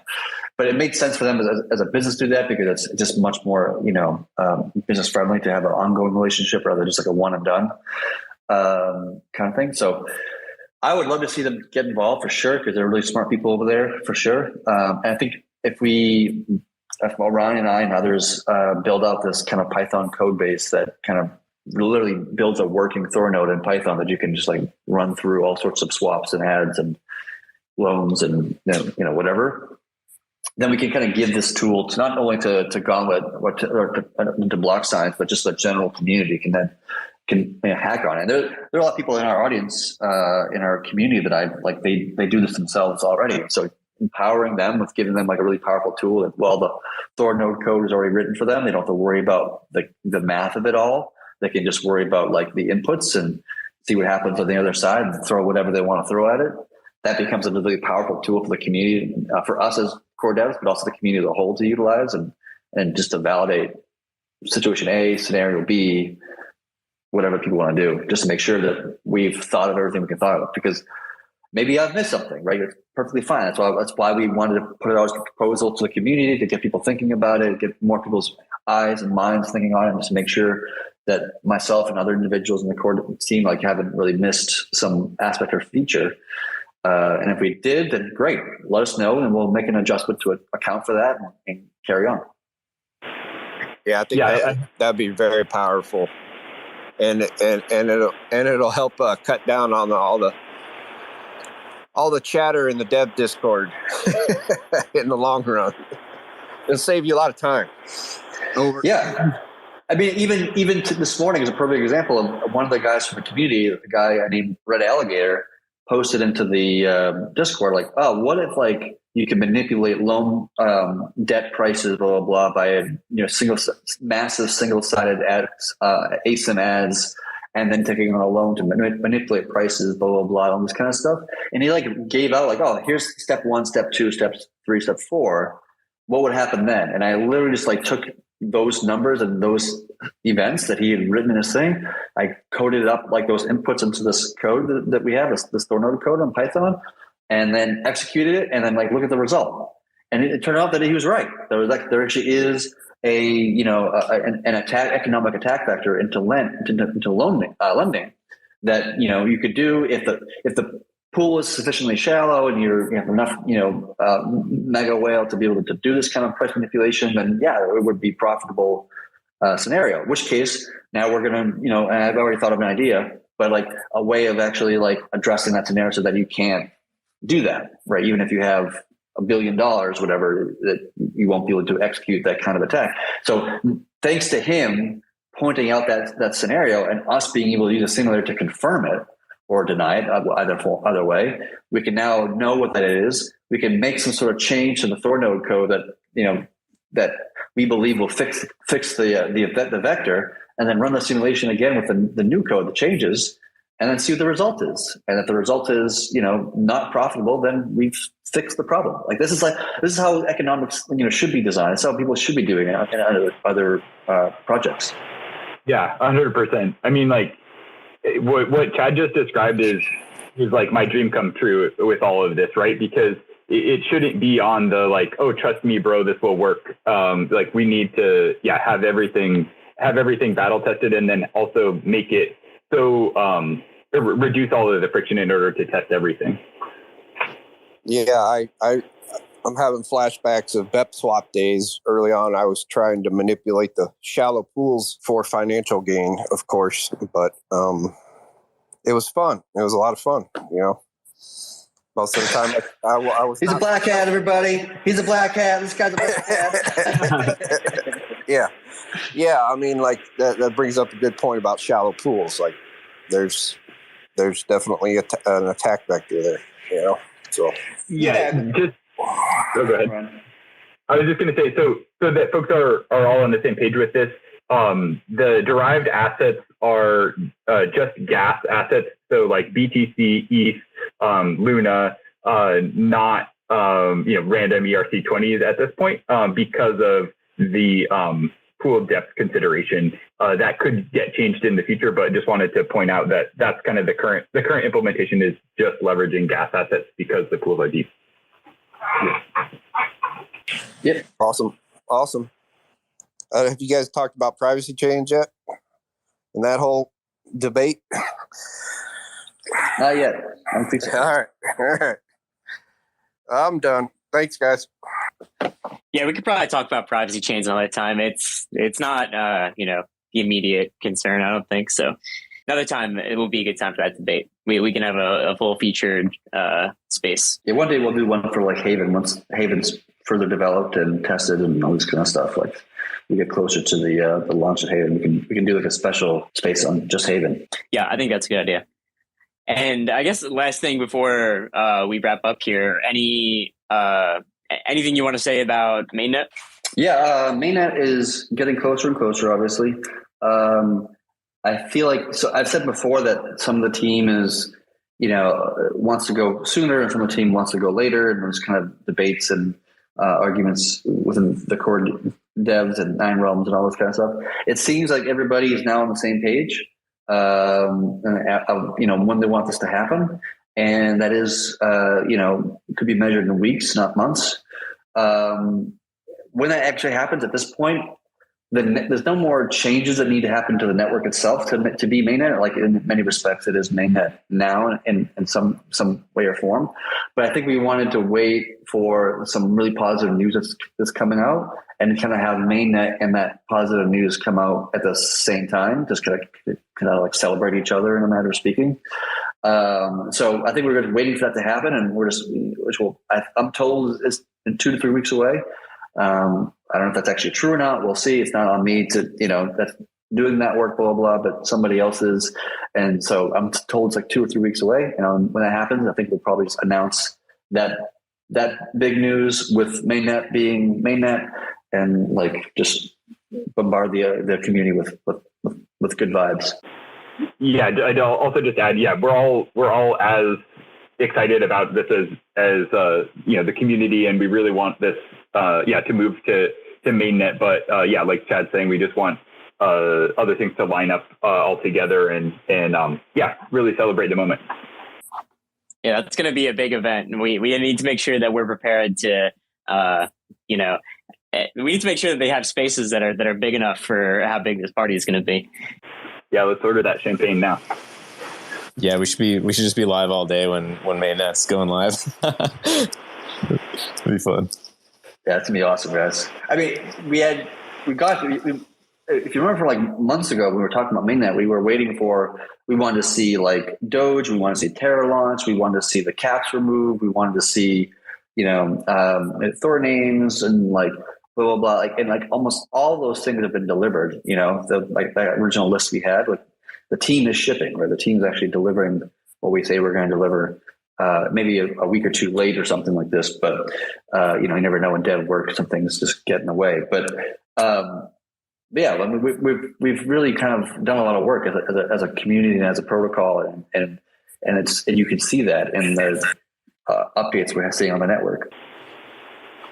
Great. I'll invite anyone else that wants to come up for questions. And sorry, Orion, you can go. But if anyone else has any questions, we'll wrap up in like 15 minutes. So. No problem. Let's get some more questions. Thor names status update? Yes, it's looking like Thor names is going to be in version 88. So whenever that gets released to mainnet, that's when we'll probably going well, at least the network's going to be launching the pre-registered names at version 188 when that comes out, which is, I hope, in the next few days. But then for the actual releasing Thor names in the sense of being able to create new names and that kind of stuff, at this point, it's all been tested. It's on StageNet. Everybody wants to test it themselves. You're welcome to. If you find any bugs, let us know. We'll give you a little room bounty. And it's ready to go. And we just got to get it out there and waiting for UIs to catch up. I think THORswap has been working on a UI for THORnames.com or something like this, where you can actually register names and do all that kind of work. Very soon. Feels like forever ago this pre-sale actually happened. I think it was last June. It almost 11 months ago now. It was a long time ago. We built the code for it 11 months ago as well, but then we just got distracted with reliability, security changes, this kind of thing, and trying to make sure everything is the foundation is strong before trying to throw more kind of fun things on top. I want to know who got Chad.Thor. I hope it's you. I don't think it's me. I think I registered one name. I'm not, because I don't want to use it personally because I don't want to dox my Thor address. So I wouldn't want to put for sure, Chad blah blah blah and then dox my Thor address because I just don't want to do that. But the feature primarily is it's for anybody who wants to use affiliate fees because it makes the memos a lot smaller, which means that you can do affiliate fees from Bitcoin to Ethereum with affiliate fees in under 80 bytes.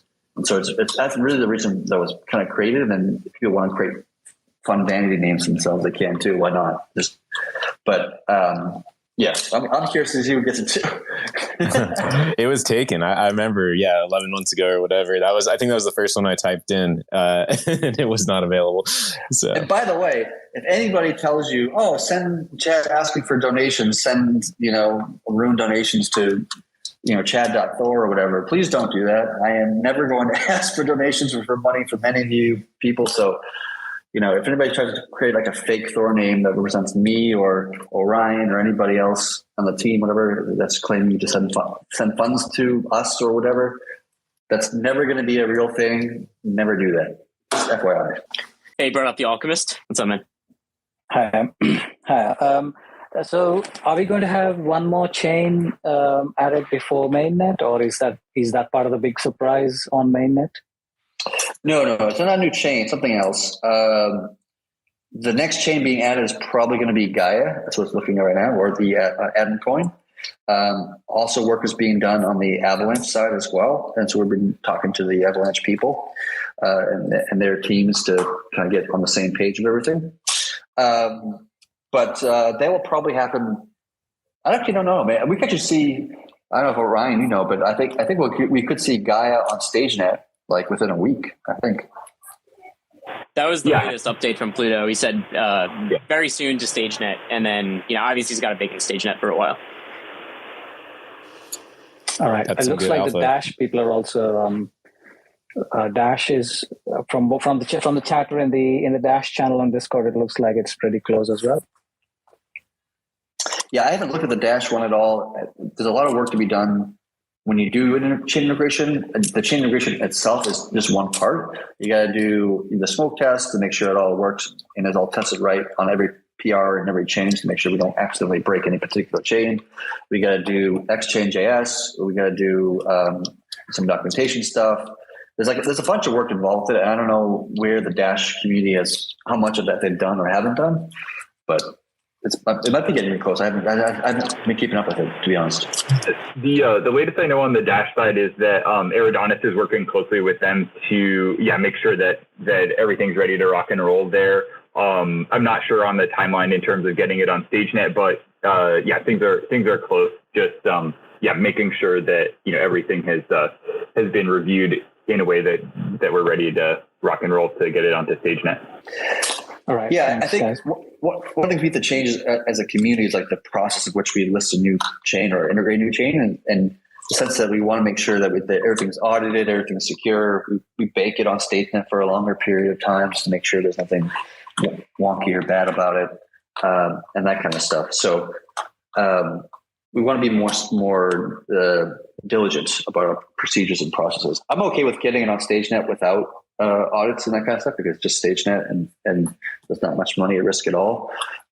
So it's probably best to actually like kind of do both at the same time, audit and also community-based testing and verification. But yeah, more change coming, of course. I'm excited about that for sure. And then, yeah, once those land on StageNet, we'll fire up some Thor games around those as well. So yeah, stay tuned on that, and excited to get that into the hands of folks. Yeah, and to be clear, there's no expected chain additions before mainnet. So mainnet is the next big event in THORChain land right now. Sure. Sweet. Anyone else want to come up and ask a question? Just want to say thank you to Chad THOReau and Familiar Cow for doing all these spaces and stuff you guys do within the community, answering questions on Twitter and all stuff you guys do. Super important and helpful to the larger community. So just want to call out special thanks to our co-hosts here. They come here every week and do all this stuff, and it's always fun to chat with you guys. And so I appreciate the time and energy you guys put into it. Yeah, man. We were saying at the beginning that we're really looking forward to the conference in Austin, the THORChain Expo that's going to be happening down there beginning of June, the same time as TerraDApp Expo and is it Decentral Con or Consensus? That's what it is. So I'm planning on being there myself. So anybody wants to come out and say hello, and I'll be there. You're going to be there from the cow, I guess. Chat through. Are you coming down? Yeah, that's what I'm saying. We're going to have some live panels there, I'm sure, with us. So we're going to have a good time. We're going to be able to do it in person finally.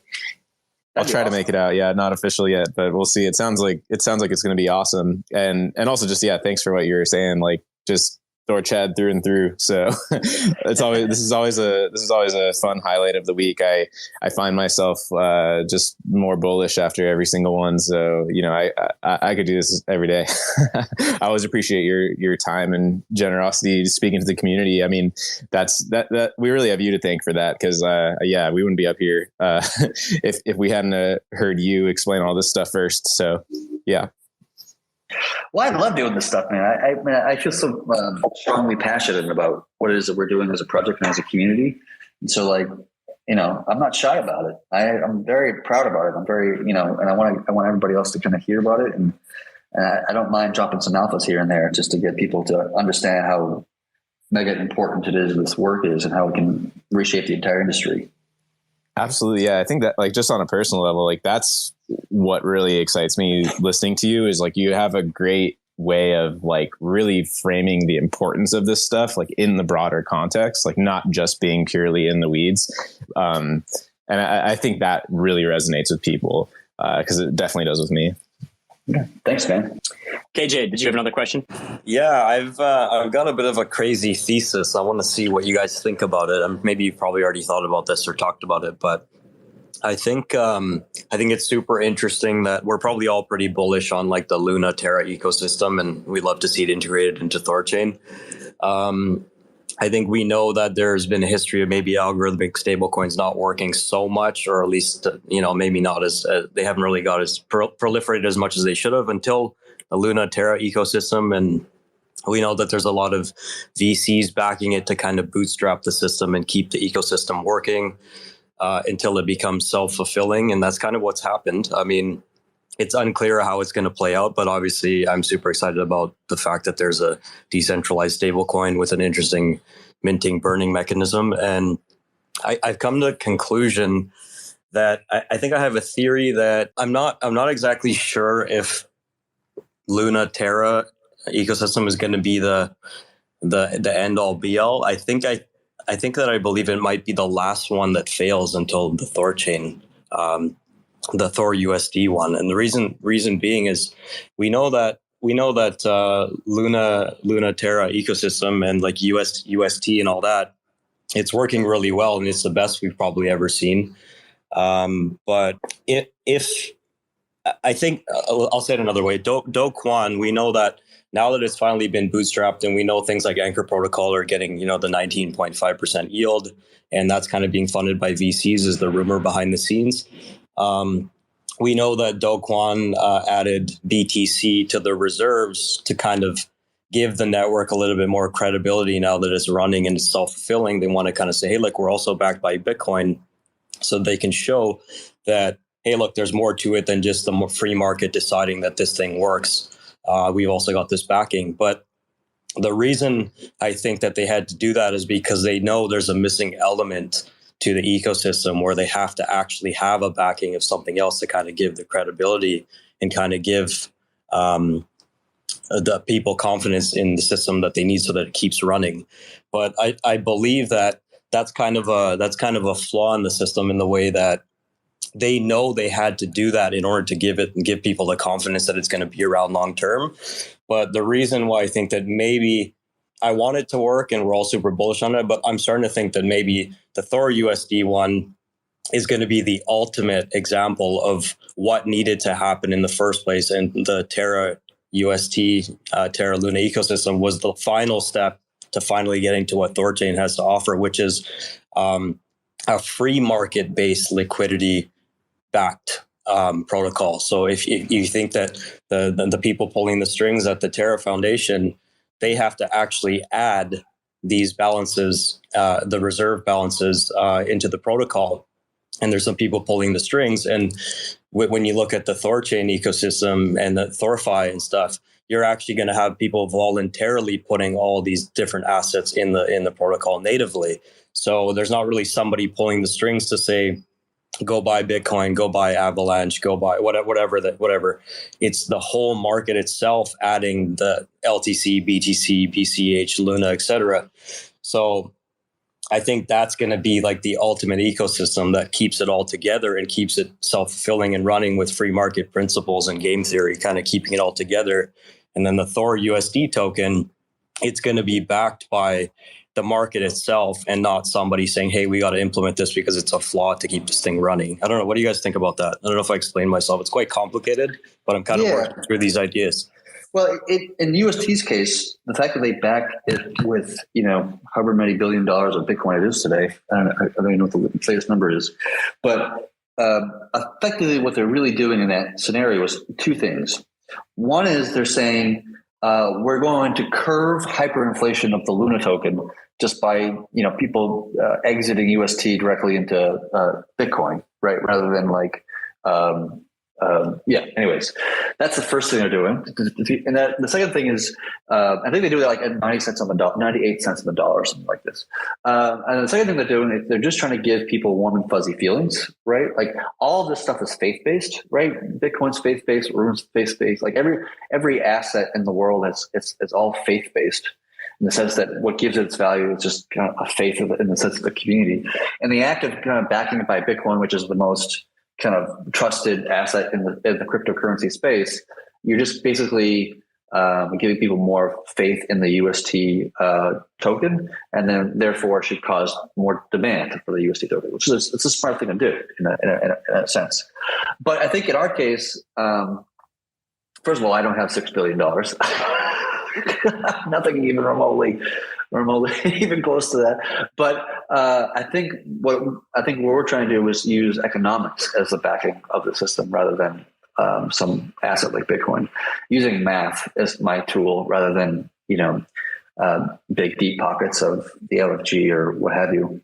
To me, that's a better design because it doesn't rely on individuals to take action in certain circumstances. And we've already seen that happen where like the LFG just dumps money into the curve pools to correct prices because they couldn't mint enough UST, blah, blah, blah, just to keep the peg correct. And so I think it's a much better design to have something that is just work that relies on mathematics rather than relying on individuals with big pockets to participate. That's how I feel. People are welcome to disagree with me. There's pros and cons to both approaches. I'm happy to admit that. But I always just like math. I'm a big math fan. Mathematics and free markets as well, for sure. Yeah. It's a play here too. Another thing I wanted to just point out is I don't think it's zero sum. I don't think it's like Thor USD versus USD at all. I think a very obviously I'm biased as a big THORchad, but I think a very defensive thing that Terra could do is having an extremely deep UST pool on THORchain, in order to kind of provide more, more liquidity, there in the case that people need to swap out. So yeah, I think that there's kind of a middle ground potentially where the use case for UST, has its set of use cases, but then Thor UST or Thor USD is just one of many products kind of in the THORchain ecosystem. And they are used for different things and proliferate in different ways. So yeah, I think that there's could be a middle path there. Yeah, I totally agree with what Orion was just saying. Like, Thor UST is not a competitor to UST. We're not trying to do payments and this kind of stuff that UST is trying to do. That's a different goal, a different set of attributes that is just not in the table and the cards for what I want to see THORchain doing personally. And I will say it's publicly right now is that Thor USD will not grow to $18 billion that you see on UST. It will not, in terms of market cap, it'll be nowhere close to what UST is doing. Especially in the first year, you're just not going to see that kind of adoption of Thor UST. It's just the economics of demand is just not going to be there, and that's perfectly okay. We're not trying to be the biggest decentralized stablecoin in the world. UST is. Again, it's different goals, different purposes. So in no way do I consider UST to be a competitor or a threat to Thor UST, or Thor UST be a competitor or a threat to UST. Hey, wasn't there some chatter about LFG providing UST liquidity to THORchain? Did those talks go anywhere, or maybe you can't share that information? I don't know, but well, in general, I generally try not to share specific conversations I've had with specific institutions or individuals. I will say on a more generic perspective is that any of these people that we might be talking to that has multi-billion dollars of capital, they are almost all of them are hesitant to put that kind of capital into THORchain because it's relatively early for the project. It's still in ChaosNet. None of them really want to be the biggest LP in any given pool. That just puts on too much exposure than they're willing to take on. So as the network becomes more, grows and the room price grows and the TVLs increase and blah, blah, blah, and all these things happen, all those fears and considerations that whether it's the LFG or if it's some, big thing like Coinbase or whatever, that will naturally kind of fall by the wayside, and they'll be willing to kind of contribute more and more liquidity. I've definitely tweeted out to the LFG publicly, and I'm not going to talk about private conversations, but I've tweeted out to the LFG publicly about you don't need to start with $6 billion in the THORchain pools. You can start with $1 million, right? Which is not that much money for them and not that much money relative to the pools. And so start small, get your feet wet, and if you like the experience, you like the yield you're earning, all that kind of stuff, then put a little bit more on, and then put a little bit more in, and then kind of grow your relationship with the network rather than putting all your eggs in one basket kind of mentality. Hey, brought up Marty. What's up, man?